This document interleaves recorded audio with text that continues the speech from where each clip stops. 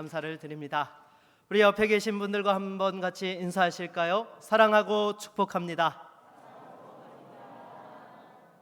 늘 하나님의 사랑과 축복이 함께 하시기를 바라겠습니다. 여러분, 오늘은 우리 주님께서 부활절 일주일 전에 나귀를 타고 예루살렘에 입성하셨습니다. 그때 백성들이 종려나무 가지를 흔들면서 호산나 다윗의 자손이여 라고 외치면서 주님을 영접하였던 것을 기리는 종려주일로 우리가 드리게 됩니다. 이 종려주일을 맞이하여서 다시 한번 우리의 신앙 고백을 점검할 수 있는 은혜의 시간이 되실 수 있기를 바라겠습니다. 여러분, 오늘 우리가 같이 읽은 본문을 보게 되면 예수님께서 제자들에게 두 가지 질문을 하시죠. 첫 번째는 사람들이 나를 누구라 하느냐라고 이렇게 물으셨습니다. 그리고 두 번째는 그러면 너희들은 나를 누구라 하느냐라고 이렇게 물으셨던 것이죠. 이 첫 번째 질문에 대하여서 제자들이 사람들의 이야기를 합니다. 우리 14절을 같이 한번 읽어볼까요? 이르되 더러는 세례 요한, 더러는 엘리야, 어떤 이는 예레미야냐, 선자 중에 하나라 하나이다. 아멘. 사람들은 예수님을 세례 요한이나 엘리야 또는 예레미야 같은 선지자라고 생각을 했습니다. 여러분, 왜 예수님을 세례 요한과 같은 선지자로 생각했던 것일까요? 여러분, 세례 요한이 광야에서 사역을 하면서 거침없이 종교 지도자들의 잘못을 지적하고 책망하며 회개의 메시지를 전했던 것이죠. 그런데 우리 주님께서도 오셔서 복음을 증거하시면서 그런 위선적인 종교 지도자들을 향하여서 정말 신랄하게 그들을 또한 이렇게 지적하셨고 회개하라고 촉구하셨던 것입니다. 그리고 심지어 성전에 들어가셔서는 장사하고 있는 장사꾼들의 그 자판을 다 둘러 엎으셔가지고 그 가운데 성전 정화를 행하는 그런 일들도 하셨던 것이죠. 그러니까 사람들은 예수님이 또 하나의 세례 요한이시라고 그렇게 생각을 했던 것입니다. 그리고 사람들 중에는 예수님을 엘리야와 같은 선지자로 생각한 사람들이 있었습니다. 왜냐하면 구약의 메시아가 오기 전에 엘리야와 같은 선지자가 등장할 것이라고 이렇게 말씀하였는데요. 여러분, 엘리야가 어떤 선지자였습니까? 많은 기적과 능력을 행하였던 선지자였죠. 하늘에서 불을 내리고 기도할 때에 비가 그치고 엄청난 그런 역사들을 감당하며 850대 1로 당당하게 이 우상 숭배자들과 싸웠던 사람이 바로 엘리야 선지자였던 것입니다. 그런데 예수님께서도 오셔서 어떠셨습니까? 수많은 능력과 기적을 행하셨죠. 말씀으로 귀신을 쫓아내시고 병든 자를 고치시며 또 이렇게 하나님의 그 놀라운 사망 권세를 이기시고 부활의 능력으로 나타나셨던 것입니다. 그래서 사람들은 더러는 예수님을 엘리야와 같은 그런 선지자라고 생각을 했던 것이죠. 그리고 또한 사람들은 예레미야와 같은 선지자라고 생각을 했습니다. 여러분, 예레미야는요 특별히 눈물의 선지자라고 이렇게 불렸던 사람이었습니다. 백성들을 사랑하고 위하여 눈물로 기도하였기 때문이죠. 그런데 우리 주님께서도 이 땅에 오셔서 백성들을 위하여서 눈물로 기도하는 그러한 기도의 모습을 보여주셨기 때문에 이들은 또한 예레미야와 같은 선지자라고 생각을 했던 것이죠. 그러나 여러분, 이러한 것들은요 예수님을 제대로 보지 못하였던 것입니다. 예수님께서는 여러 선지자 중에 하나로 오신 것이 아니라 바로 이 땅에 진정한 영혼의 생명을 주시기 위한 구원의 메시아로 이 땅에 오신 줄로 믿습니다. 그래서 예수님께서는 제자들에게 다시 물으시죠. 그러면 너희는 나를 누구라 생각하느냐라고 이렇게 물으셨던 것입니다. 그때 베드로가 유명한 고백을 합니다. 우리 16절 말씀을 다시 한번 같이 읽어볼까요? 16절입니다. 시몬 베드로가 대답하여 이르되 주는 그리스도시요 살아계신 하나님의 아들이시니이다. 아멘. 여러분, 그리스도라는 것은 약속된 메시아라는 의미입니다. 우리의 구주가 되신다는 것이죠. 그리고 살아계신 하나님의 아들이십니다라는 고백은 예수님의 그 신성을 고백하는 기독교 신앙의 가장 중요한 고백 가운데 하나인 것입니다. 그런데 여러분, 예수님께서 이 제자들에게 질문을 하고 계셨던 장소가 어디였습니까? 바로 이 가이사랴 빌립보라는 곳이었습니다. 특별히 여러분, 이 당시에 가이사랴라는 지명이 들어가는 곳은요 황제 숭배를 아주 이렇게 강하게 했던 지역들이 이 가이사랴라는 이름이 들어가 있습니다. 왜냐하면 여러분, 이 가이사랴라는 단어는요, 케사르, 황제를 뜻하는 단어에서 비롯되어진 것이죠. 그래서 이 빌립보도 원래는 그냥 빌립보였는데 분봉왕 헤롯이 또한 그 가운데에서 황제 숭배를 열심히 하고자 황제 신상을 만들어 놓고 도시 이름을 가이사랴 빌립보라고 이렇게 바꾸게 되었던 것입니다. 제가 이곳을 직접 방문했던 적이 있었는데요, 지금도 가게 되면은 그 절벽에다가 10m 정도 달하는 엄청난 위용을 자랑하는 그러한 신상을 거기에 새겨 놓은 것을 보게 됩니다. 여러분, 이렇게 10m에 달하는 신상 앞에 서면요, 사람들은 기본적으로 압도되어지는 부분들이 있죠. 그 가운데 많은 사람들이 황제 숭배를 하고 엎드려 경배하고 있는 가운데서, 그 현장 속에서 예수님께서 제자들에게 사람들이 나를 누구라 하느냐, 너희들은 나를 누구라 생각하느냐라고 이렇게 물으셨던 것이죠. 여러분, 사실 장소가 주는 의미가 중요한 것입니다. 똑같은 질문을 하더라도 어떤 상황에서 질문하느냐에 따라서 그 질문의 깊이가 달라지는 것이고 대답의 깊이가 달라지는 것이죠. 제가 와이프한테 프로포즈를 할 때요, 일부 때 제가 잘못 말씀을 드렸어요. 뭐냐면 제가 이 용인 민속촌에서 이렇게 프로포즈를 한 줄 알았는데 거기가 아니고 제 아내가 그러더라고요. 에버랜드 야간 개장 때 제가 프로포즈를 했다는 거예요. 그래가지고 제가 어떻게 했는가 하면 장미 30송이를 가지고 편지를 적어서 나 김경택은 이주영을 영원토록 사랑한다 이렇게 큰 소리를 외치면서 제가 청혼을 했던 것입니다. 사실 이렇게 좀 어둑어둑하고 얼굴이 잘 안 보이니까 제가 그렇게 했었는데요, 만약 이 얼굴이 그냥 적나라하게 드러나는 환한 대낮이었다면은 제가 좀 쑥스러워서 못했을 것 같습니다. 그러나 여러분, 때와 장소에 따라서 변하지 말아야 될 고백이 있죠. 무엇입니까? 바로 신앙 고백인 줄로 믿습니다. 우리가 교회에서는 예수님이 주님이시라고 고백하면서 밖에 나가서는 예수님이 주님이시라는 사실에 쭈삣쭈삣하고 고백하지 못한다면 그것은 진정한 신앙 고백이 아닌 것이죠. 여러분, 아무리 세상의 권세가 대단해 보이고 여러분 세상이 우리를 압도하는 것 같아도 진정한 영혼의 생명을 살릴 수 있는 그 진리는 예수 그리스도의 십자가 복음 외에는 없는 줄로 믿습니다.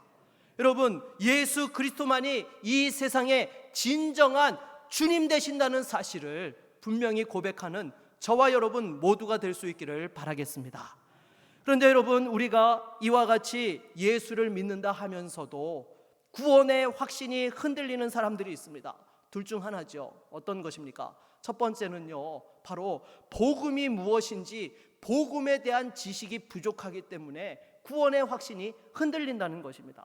여러분, 초대교회 당시에도요, 이 갈라디아 교회의 성도들이 그러했죠. 사도 바울의 복음을 전하여서 갈라디아 교회가 세워지게 되었는데 나중에 그 유대에서 온 거짓 교사들이 뭐라고 가르칩니까? 아무리 예수를 믿어도 할례를 받고 유대의 전통과 율법을 지켜야지만 진정한 하나님의 백성이요 자녀가 될 수 있다라고 그렇게 하니까 어떻게 했습니까? 그걸 따라갔던 거예요. 그러니까 사도 바울이 그 이야기를 듣고는 뭐라고 합니까? 다른 복음은 없나니 오직 예수 그리스도를 믿음으로 구원받는다는 그 내용의 편지를 적어서 보낸 것이 바로 갈라디아서인 것이죠.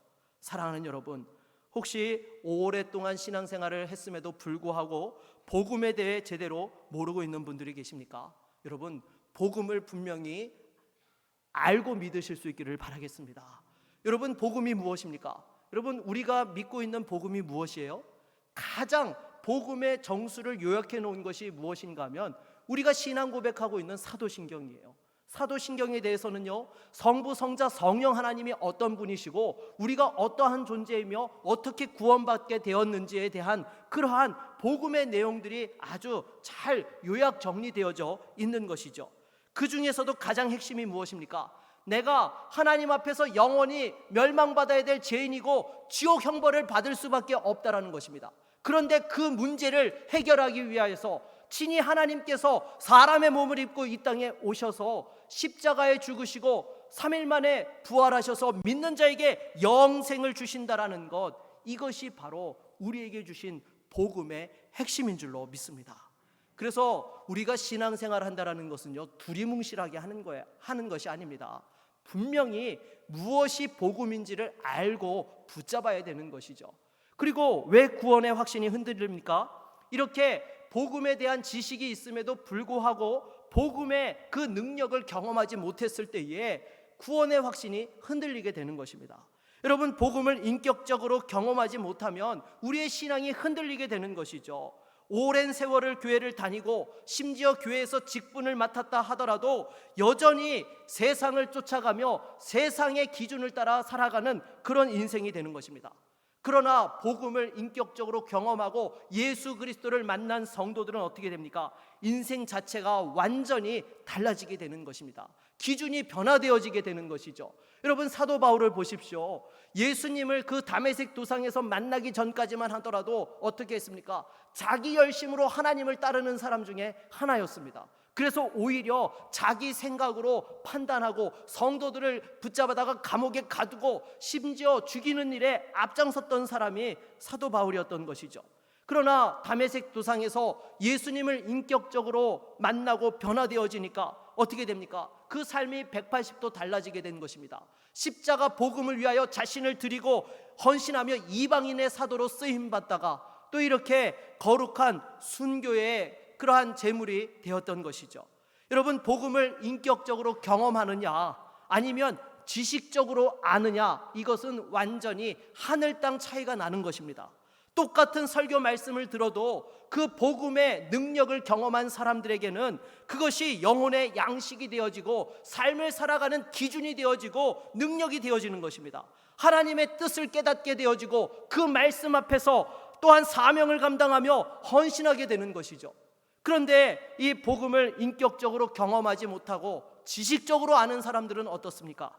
수십 년 말씀을 들어도 사람의 말로 들었기 때문에 인격적인 약간의 수양은 있을지 몰라도 그 영혼의 근본적인 변화를 경험하지 못하는 것입니다. 그래서 여전히 신앙생활을 한다면서도 늘 세상의 방법과 기준과 세상의 논리를 벗어나지 못하는 것이죠. 그러면 이러한 상태가 오래되다 보면 심각한 오류에 빠지게 됩니다. 어떻게 해요? 자신이 구원받은 것으로 착각하게 되는 것이죠. 그리고는 내가 하나님을 위하여서 살았노라고 그렇게 스스로도 속게 되어지는 그런 일들이 일어나게 되는 것입니다. 그러면 마지막 날에 어떻게 됩니까? 우리 마태복음 7장 22절로 23절 말씀을 같이 한번 읽어보겠습니다. 같이 읽습니다. 그날에 많은 사람이 나더러 이르되 주여 주여 우리가 주의 이름으로 선지자 노릇하며 주의 이름으로 귀신을 쫓아내며 주의 이름으로 많은 권능을 행하지 아니하였나이까 하리니 그때에 내가 그들에게 밝히 말하되 내가 너희를 도무지 알지 못하니 불법을 행하는 자들아 내게서 떠나가라 하리라. 아멘. 여러분, 그렇다면 복음을 제대로 경험한 사람들은 어떠한 삶을 살아가게 됩니까?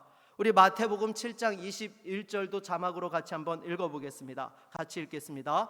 나더러 주여 주여 하는 자마다 천국에 들어갈 것이 아니요 다만 하늘에 계신 내 아버지의 뜻대로 행하는 자라야 들어가리라. 아멘.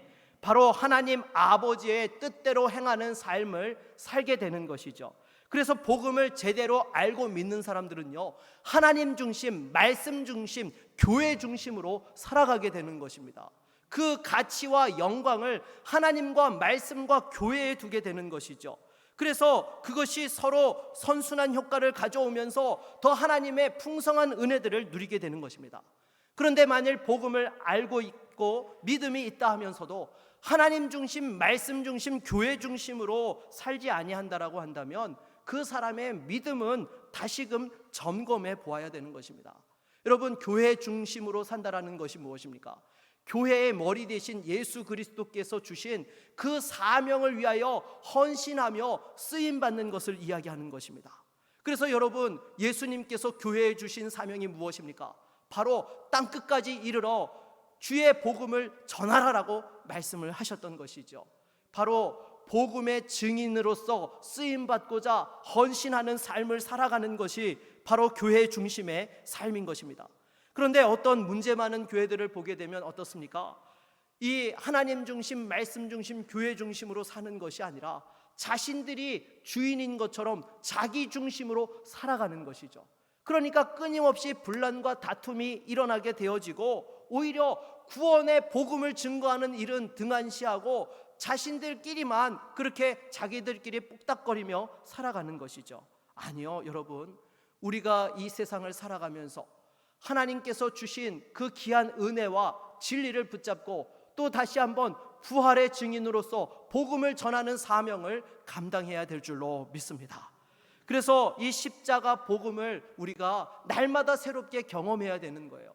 예수 믿을 때에만 믿는 것이 아니라 천국 가는 그 순간까지 우리가 십자가 복음을 붙들고 나아갈 때에 우리가 다시 한번 세상에 흔들리지 아니하고 하나님 중심, 말씀 중심, 교회 중심으로 쓰임 받으며 영광 돌리게 될 줄로 믿습니다. 우리 18절 말씀을 그러면 같이 한번 읽어보도록 하겠습니다. 18절입니다. 또 내가 내게 이르노니 너는 베드로라. 내가 이 반석 위에 내 교회를 세우리니 음부의 권세가 이기지 못하리라. 아멘.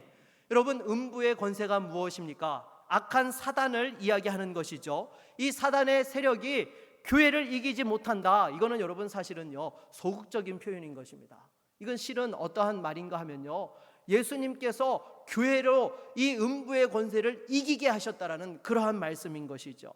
마치 여러분 로마서에도 보게 되면 사도 바울이 이런 고백을 하죠. 내가 복음을 부끄러워하지 아니하노니 이 복음은 모든 믿는 자에게 구원을 주시는 하나님의 능력이 됨이라 라고 이렇게 고백을 합니다. 여기서 부끄러워하지 않는다는 것은 소극적인 표현이죠. 적극적으로 자랑한다라는 것입니다. 그래서 여러분, 이 주님의 교회가 음부의 권세를 이긴다는 거예요. 어떻게 해요? 먼저 1차적으로는 우리 주님께서 이 땅에 오셔서 사망 권세를 깨트리고 부활하셔서 교회의 머리가 되어주셨습니다. 그러기에 교회는 이 사망의 권세를 깨트리고 부활의 소망을 가지고 있기 때문에 이 세상의 음부의 권세를 이길 수 있는 것이죠. 그리고 두 번째로는요, 바로 이 복음을 통하여서 잃어버린 영혼들이 구원을 받고 하나님의 다스림을 경험하게 됩니다. 이것이 무엇입니까? 또 세상의 그 음부의 권세를 깨트리는 것이 되죠. 그래서 우리 주님께서는 이어지는 19절을 보면 또 이렇게 말씀하십니다. 우리 같이 한번 읽어보겠습니다. 내가 천국 열쇠를 내게 주리니 내가 땅에서 무엇이든지 매면 하늘에서도 매일 것이요 내가 땅에서 무엇이든지 풀면 하늘에서도 풀리리라 하시고. 아멘. 여러분, 이 천국 열쇠의 의미가 무엇입니까? 로마 카톨릭에서는 이 천국 열쇠를 교회를 다스리는 하나님의 전권을 주신 것으로 그렇게 해석을 했던 것이죠.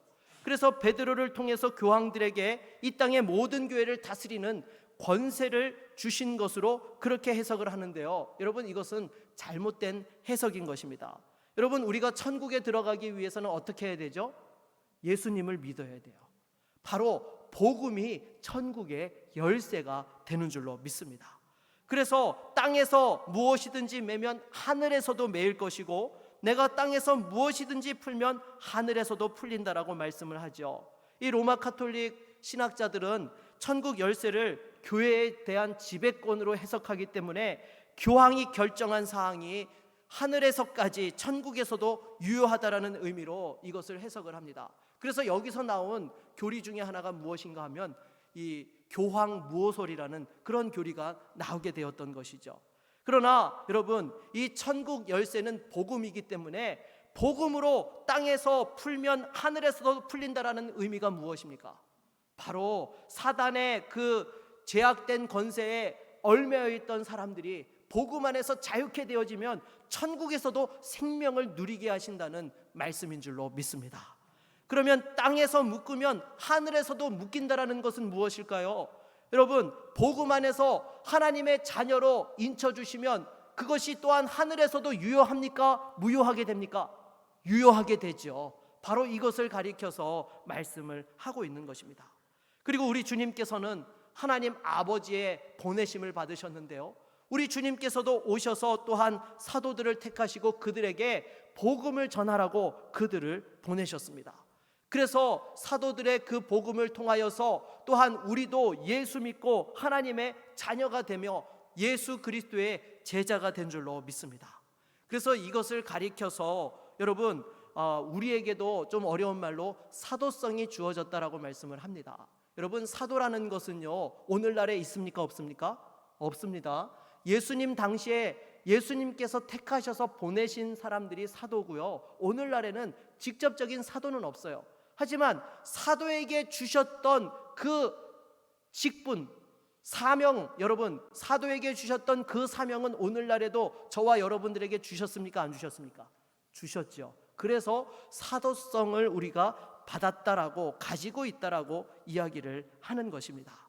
그래서 무엇보다도 복음 전도의 사명을 우리가 감당해야 되는 줄로 믿습니다. 그렇다면 우리가 결국 이 세상에서 성도답게 살아가려면 어떻게 해야 됩니까? 크게 두 가지가 필요하죠. 분명한 신앙 고백이 있어야 됩니다. 그리고 그 신앙 고백에 따른 부활의 증인으로 살아야 하는 것이죠. 만일 우리의 신앙 고백이 불분명하게 되어지면 어떻게 되죠? 엉뚱한 것을 고백하게 됩니다. 예를 들면 이런 거예요. 오 뭐니 뭐니 해도 전능하신 머니여, 당신이 나의 영원한 왕이시요 기쁨이십니다 라고 이런 엉뚱한 고백을 하게 되는 것입니다. 그리고 또 어떤 고백을 합니까? 오 아름다운 얼굴과 매력적인 몸매여, 당신은 나의 자랑입니다. 최고의 학벌과 직업이여, 당신은 나의 진정한 구주이십니다. 이런 정말 말도 안 되는 그런 고백을 하게 되는 것입니다.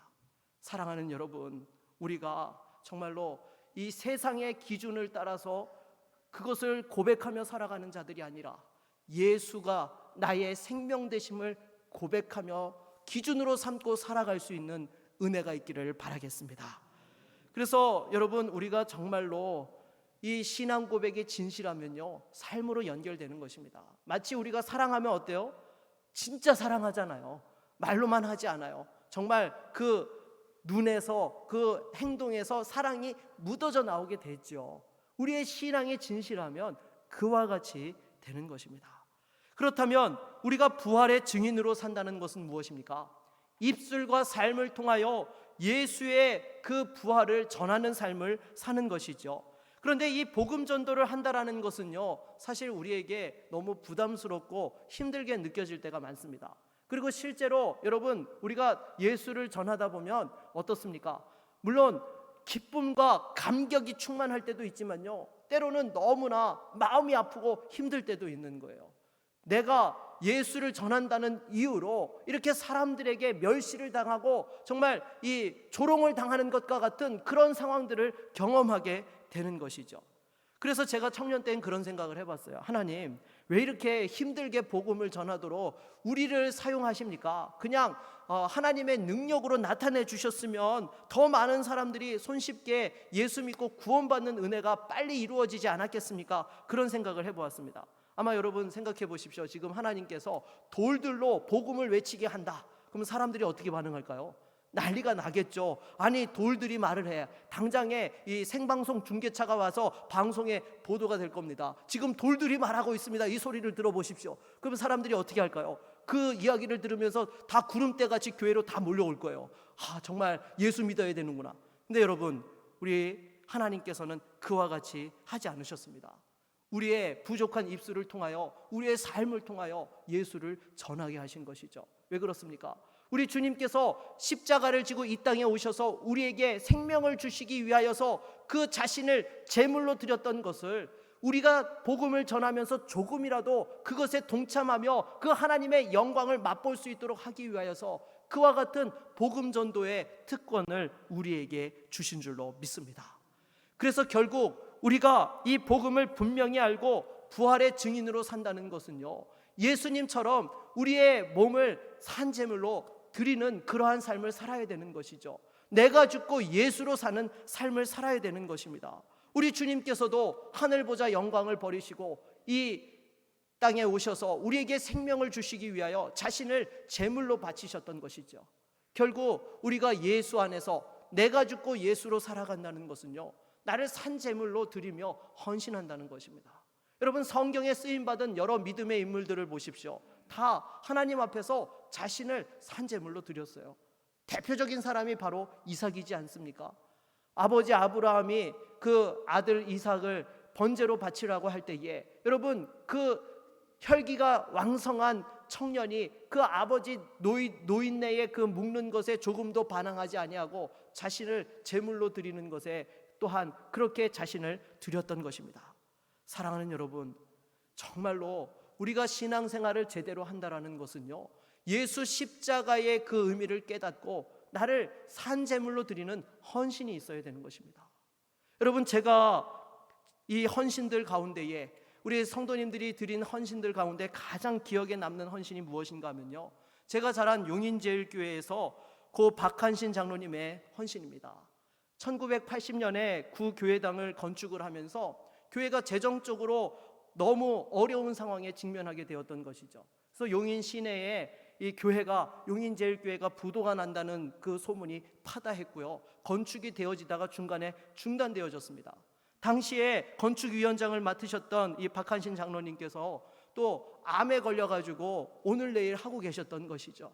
그런 상황 속에서 목사님께서 신방을 오셨는데 이 장로님이 그런 말씀을 하신 거예요. 목사님, 저의 폐는 약하지만 아직까지도 두 눈은 건강합니다.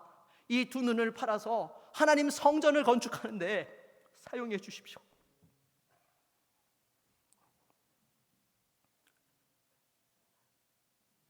이 소식을 전해들은 온 성도들이 눈물바다가 되었습니다. 정말 많은 믿음의 성도들의 헌신들이 이어지게 된 것이죠. 지금 장로님으로 섬기고 계시는 권희영 장로님이라는 분이 계시는데, 그분이 당시에 그 이야기를 듣고 청년 때인데 결혼 자금을 모아놓았던 것을 하나님 앞에 드리면서 또 수많은 믿음의 헌신들이 이어져서 아름다운 예배당이 세워지고, 또한 지금까지 용인 도성의 가장 큰 사명을 감당하며 복음을 전하는 교회로서 영광 돌리게 되었던 것입니다. 그리고 당시에 헌신하였던 수많은 믿음의 성도들에게 하나님께서 놀라운 은혜와 축복을 또한 부어주신 줄로 믿습니다. 사랑하는 여러분, 하나님께서 주신 귀한 건강과 물질, 달란트를 이 세상에 썩어 없어질 것에 허비하는 것이 아니라 정말로 하나님 나라와 복음을 위하여 헌신할 수 있는 믿음의 종들이 되실 수 있기를 바라겠습니다. 말씀을 맺겠습니다. 여러분들은 어떤 신앙 고백으로 살고 계십니까? 누구를 증거하며 살고 계십니까? 무엇을 위해 여러분들은 헌신하고 계십니까? 오직 예수 그리스도를 고백하고 예수 그리스도를 증거하고 예수 그리스도에게 헌신할 수 있는 믿음의 종들이 다 되셔서 하나님 앞에 영광 돌릴 수 있기를 주의 이름으로 축원합니다.